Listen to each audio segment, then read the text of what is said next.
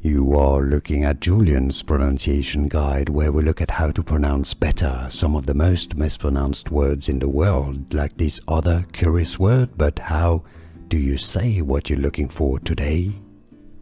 Let's learn how to pronounce this, this thing that you've probably seen on your keyboard. If you want to learn more keys on your keyboard, make sure to stay tuned. I've got more videos for you. So this is short for control. Okay, that's what it means. CTRL, you could say CTRL, but it's normally control. All right, so when you talk about push, going on that key, it's pronounced control, control, control. And now you know.